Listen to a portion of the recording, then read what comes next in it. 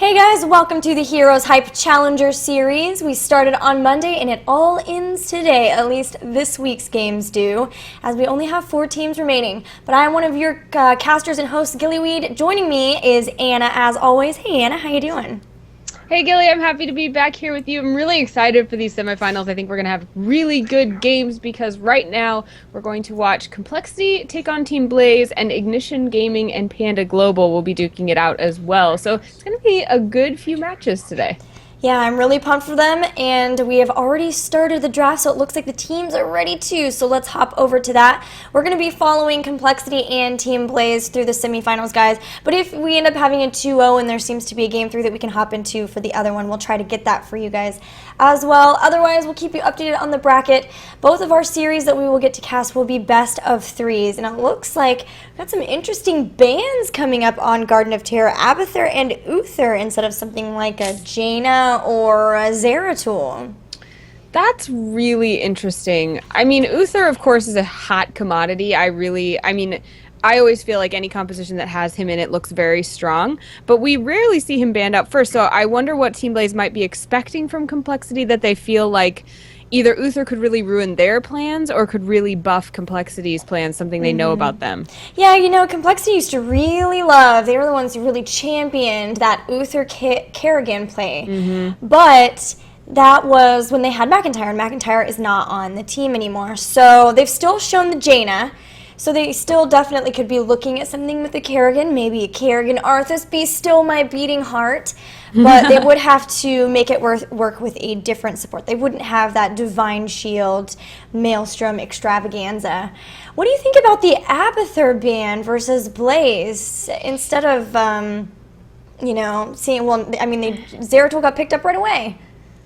Yeah, I guess compLexity really doesn't care about playing against Zeratul. In fact, it almost seems like they're looking to invite him, which must mean that they have something in mind. But as of yet, showing Jaina and Leoric, I couldn't tell you what that is, although we can take that as an indication that we will very likely be seeing a dual warrior composition out of compLexity. Yeah, typically when you see teams running the Leoric, it is dual warrior. Some have tried to make it work with the one, but I think they feel a lot more confident with the second one.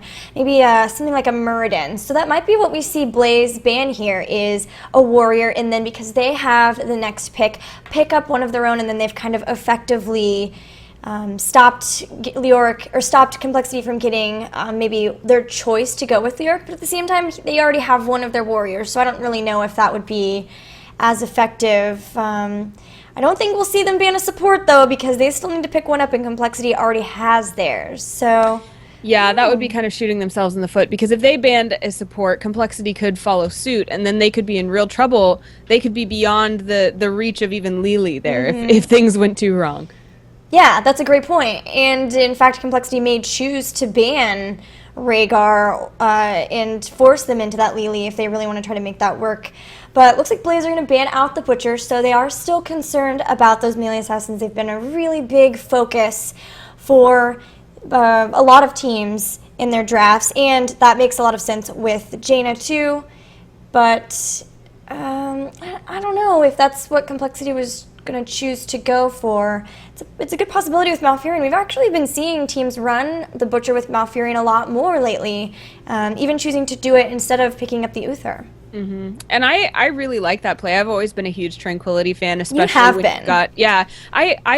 I can't understand why more people don't use him more, because I feel like, especially when you have something like even a Kael'thas Jaina, if you're lucky enough to get both the fire and ice ranged assassins, and putting them underneath that Tranquility just makes your team so strong in a team fight. So I'm not surprised at all to see that there. And we have seen a lot of people make that same principle work with Lily, although it's been a lot more difficult to execute. Interesting. They may choose to go with a Lily if they've got Vikings, and they might be going for some I don't know. We see teams pick up Rhaegar though too when they like to support the Vikings, since the chain heal is very nice. So I think either of those, probably still the Rhaegar since it is available. Kael'thas taken off the menu by compLexity. I'm still a little bit interested to see what compLexity is trying to do to round out their composition. They definitely will want another damage, most likely. There's the Rhaegar. Now, does Blase get a warrior here, or are they going something crazy like no warrior. I mean, as you mentioned when we were casting on Monday, you can potentially use the Lost Vikings as a type of warrior in terms of body blocking and things like that. I don't find it to be 100% effective unless you're really used to doing it. But I could see them running something like that, I suppose, and adding some more damage to that composition. And I think that would make it pretty scary. Although now with complexity having grabbed Vala, Jaina, Yeah. Vala, and Kael'thas are all off the table. And that limits the amount of burst damage that is out there to be grabbed to round out a composition that would depend on something like that. So I would assume we're going to see a warrior, and there are still plenty of them left out there, so they're certainly not hurting for options when it comes to warriors. Yeah, I think Blase, unless Johanna gets picked up here by complexity, which I don't, I think we've seen a lot more Leoric paired with Murden, like I said, but whatever complexity chooses to grab here, Team Blase will grab the other one. Unless complexity is doing a solo warrior, or maybe they're going to do something crazy like an Arthas in here instead. They could definitely, yeah, yes, I say it and it happens, and now I'm really pumped. So that is the caster blessing right there. It is. You just experienced it. I love that blessing. And there is Johanna. So both of them making a lot of sense. Blase will be looking to have the Vikings in the lane, especially when they're running around trying to pick up seeds.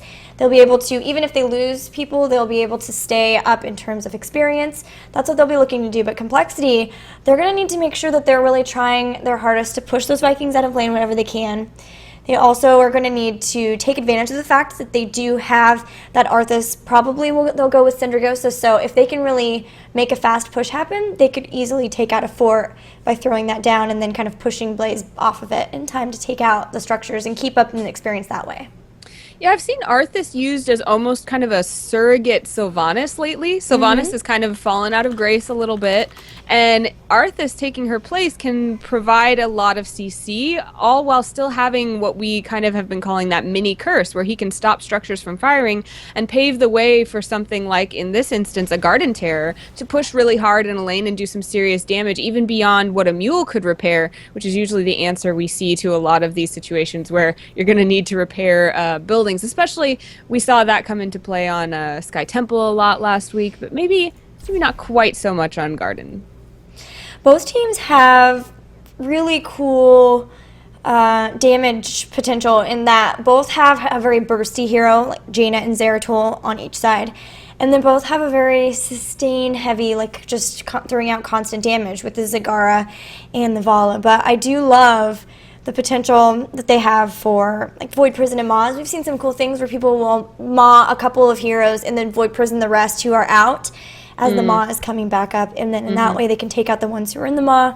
They can also be able to condemn off of either of those and then bring the boat around the side as well, boat flank with the Vikings. So I'm liking the synergy that Blase has, but of course complexity has it too with the roots, Entomb as well, everything that Jaina and Vala can throw out, and then Syndragosa from Arthas, the Frozen Tempest even too. Both teams got a lot of synergy. That's what I like to see. Yeah, I'm wondering whether we'll see Entomb or March of the Black King, and I'm hoping for an Entomb because I think that would be really helpful. Although, I mean, usually I feel like an Entomb against like a Jaina, a Vala, or a Kael'thas is really devastating.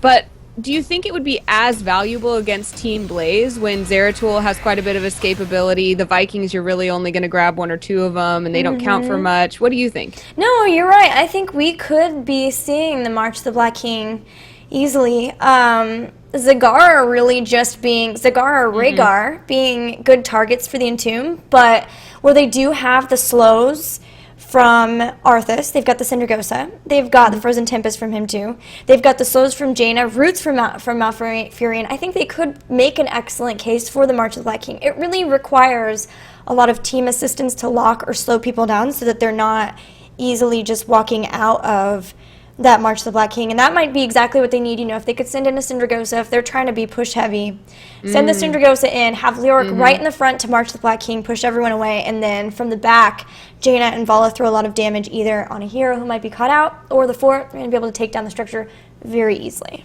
Yeah, I think I hadn't quite put that synergy together, but I think that we are seeing that slow and root synergy specifically with Leoric, maybe for that reason. Because, like you said, March of the Black King can be so easy to dodge if you don't have the proper control to go with it. Yeah, I'm really excited. That's what I'm kind of hoping that we will get to see. It would be pretty cool, but let's go ahead and introduce our teams. We're waiting for those level 10s. We will have Jaximus playing Leoric, Caterpillar on the Arthas Hans. We'll be on Jaina, Blinks playing Malfurion, and in the bot, we'll have Trummel playing Vala.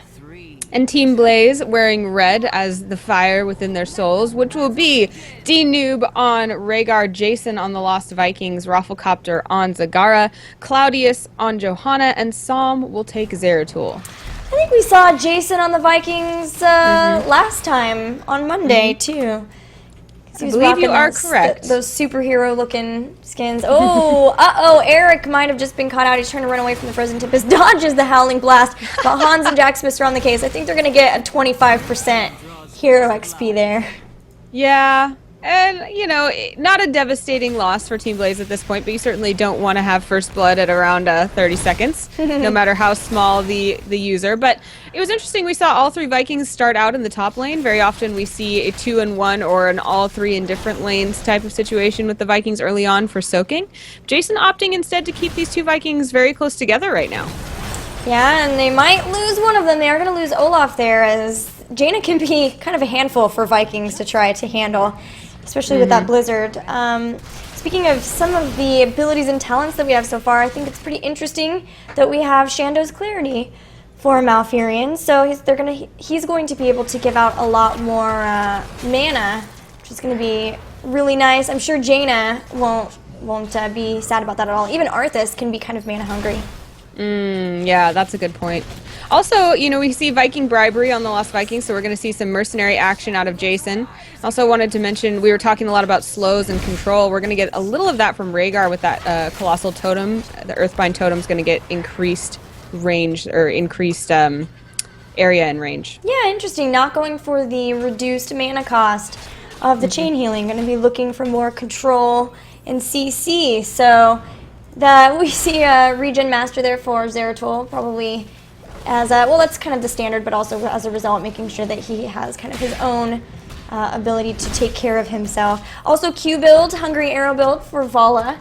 So that's going to make her a little more 1v1 focused and centered, as opposed to like the multi-shot build. And we've been seeing that a lot more. It's going to be very nice too, especially as she will be going up against a Zagara, who's kind of the 1v1 queen herself.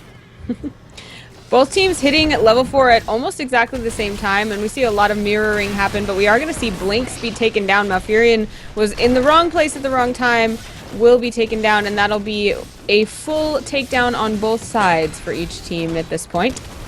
Both teams looking to pick up their own respective Garden Terrors, pick up about the same amount of seeds, and even they have their level 5s at the exact same time, so they're very, very even here. And only, let's see, blue team compLexity getting a few more seeds, but neither will get a Terror this round. Yeah, lots of balance. So these teams kind of respecting each other, having some balance in the early game. But as we go into the late game, do you see one of these teams really thriving if they can make it to that far without losing an experience lead?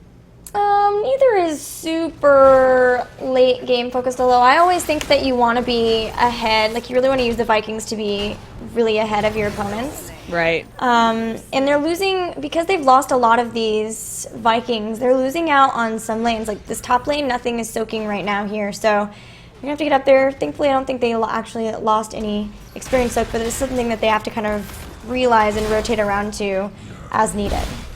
Yeah, so far they haven't really been using the Vikings to be where the other players aren't. A lot of times that's how we see them used in the early game especially, just to kind of be a body in a lane. And so far, until just now where Jason is just hanging out in the mid lane by himself there with Eric, we had seen them usually in lanes either together or with other heroes. So I wonder what strategy Jason is using here and what he's going to try to use the Vikings for. Yeah, I think they were maybe trying to get a good push happening early on, especially with having a Zagara. But it just wasn't going to happen, and then once they went through the seed phase, that's when they started spreading out, because that's when you really like having them in lane. And it does give them the like capabilities of being able to rotate around whenever they need, although right now compLexity doing a great job of responding to those rotations, as several members of Team Blase are a little low, and they've also been able to keep up with their experience even when rotating. They're ahead in experience, and that really shows that they're watching their waves. They know when they can leave. It looks like they will lose Vala, though.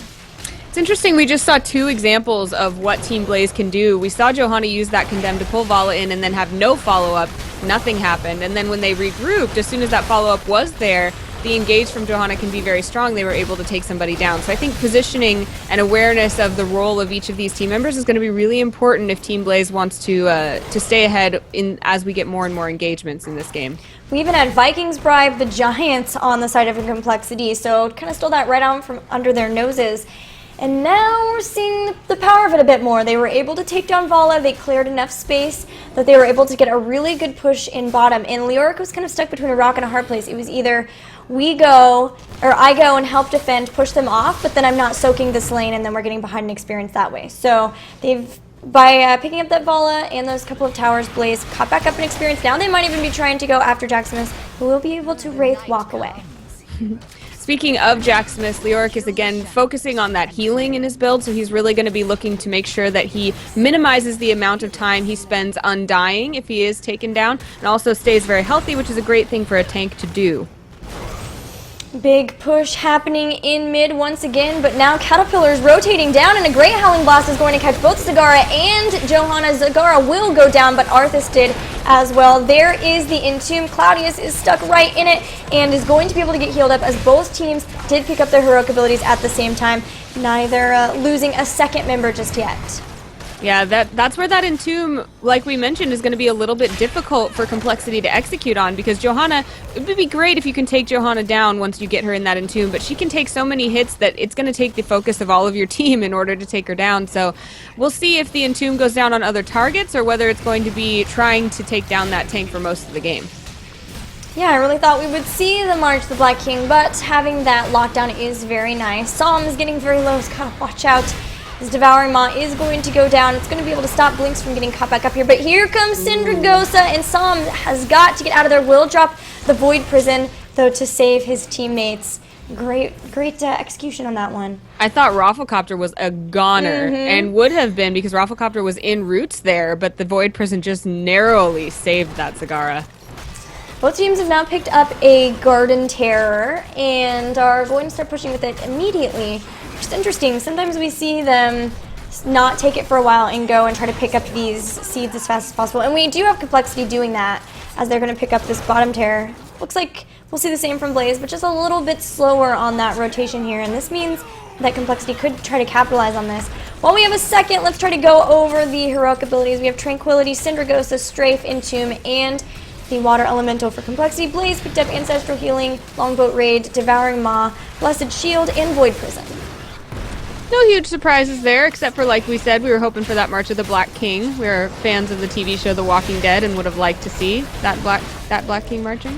But instead we're going to see the Entomb, but not yet. Jason actually engaging here as the Garden Terror in the fight. Looks like Vala will go down because of that, but Zagara follows. This Garden, or the Seed Terror here is doing a little bit of damage to the team as they hover around it, but Jason is just going to mosey his way on in right up against Jaina. He's going to try for this fort. Caterpillar walked right in the center, but was not able to pick up enough seeds for another Terror, and was not healed up by Tranquility in time. Did go down, so great pickup there from Blase, who have moved ahead in terms of experience a bit, and if they can pick up this fort, that will definitely push them up even more. They're going to pick up their 13 talents. Got the fort too, so when all is said and done, looks like they've traded evenly in their structures, except for the fact that compLexity's Garden Terror actually pushed straight toward a keep, put some damage on the keep, and even opened it up, so no towers in front of that bottom keep. Now we see the attention turning here toward the bottom lane. Jaximus is on the run from Psalm, Claudius, and Rafflecopter. Likely will not be able to get away, but will be undying, so doesn't have to leave that spot. He's going to go after Claudius, it looks like, but their attention is going to be turned toward the Bruiser camp. Oh, actually, looks like Blase is going to try to take these Siege Giants as compLexity is taking their Bruisers. Will there be an engagement here?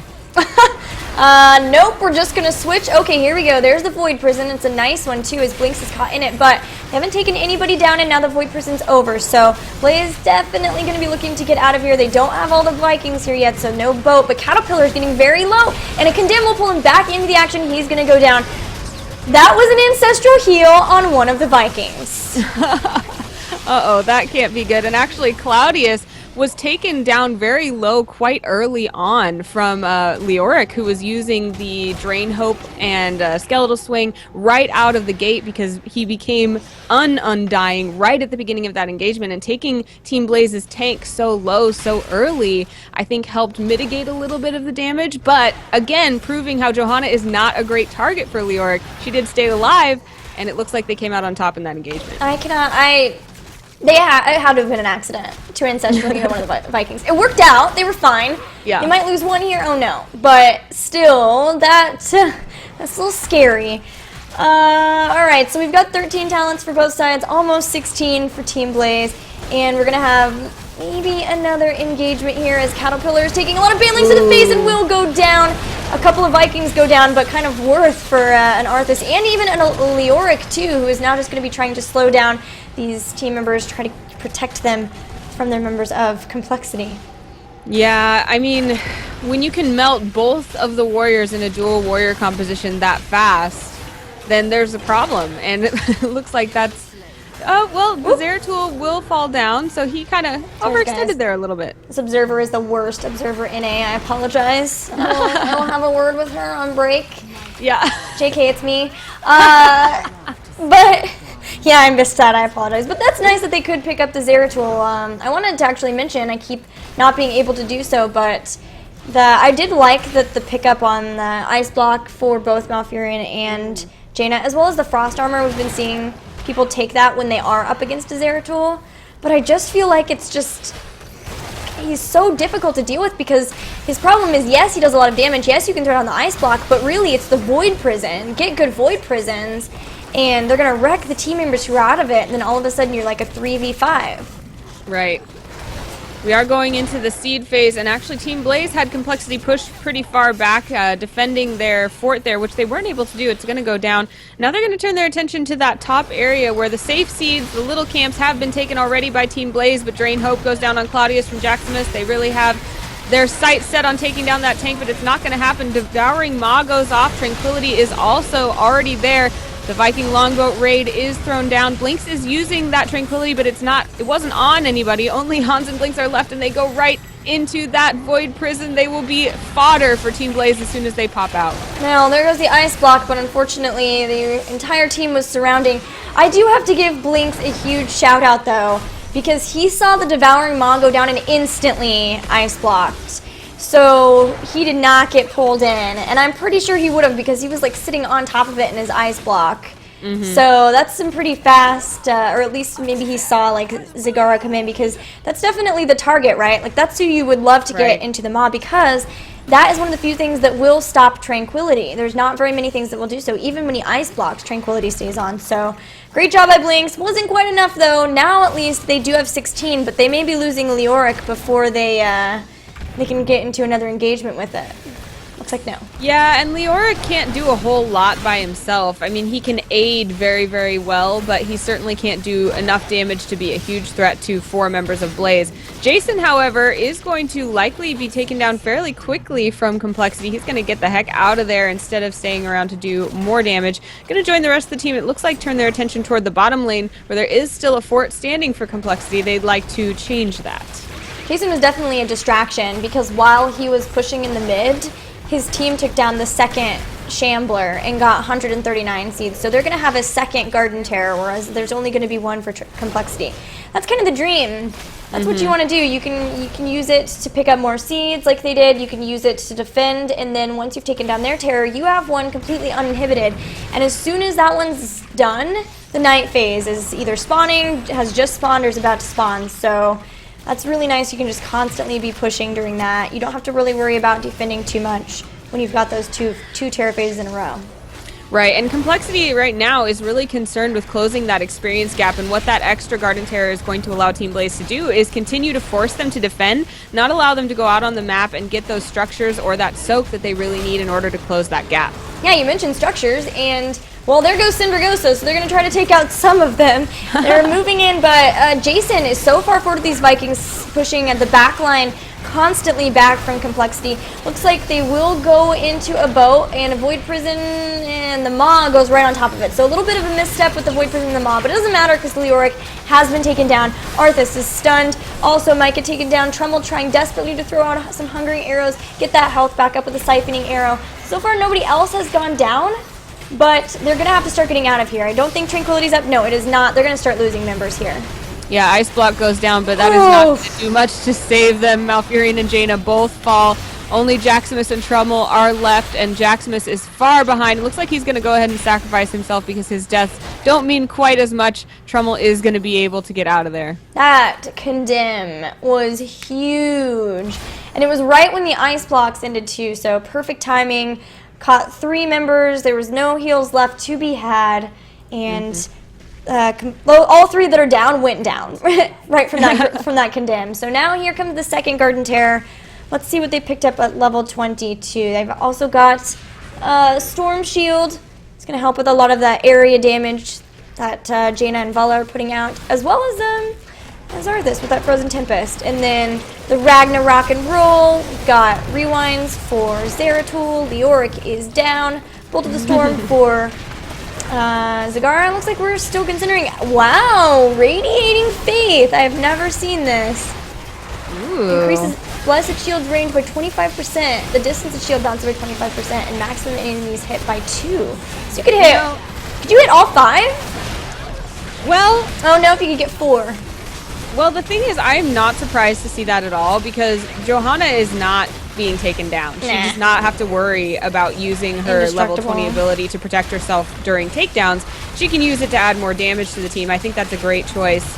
And while we were, the core is going down, but while we were talking about all of those talents, I mean, Leoric used Entomb a couple times, and again, to no effect. So that heroic ability not really contributing to the engagements was one of the things that I think ultimately led to complexity's downfall.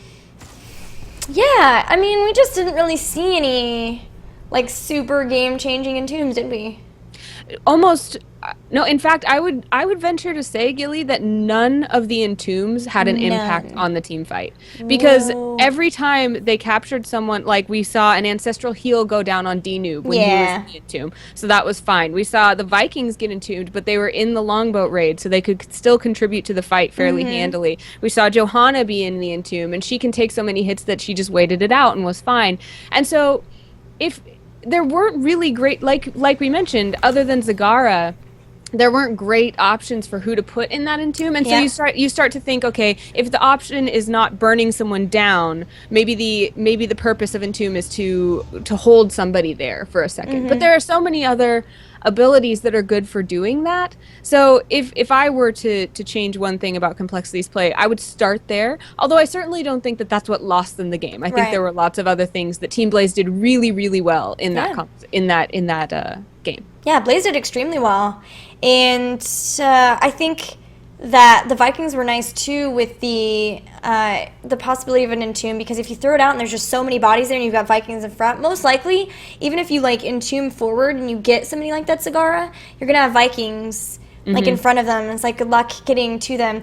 My problem with Entomb too is once you get to 20, then if you've got a lot of heroes on your opponent's team that have those Bolts of the Storms, then it just like instantly becomes way less effective. Right.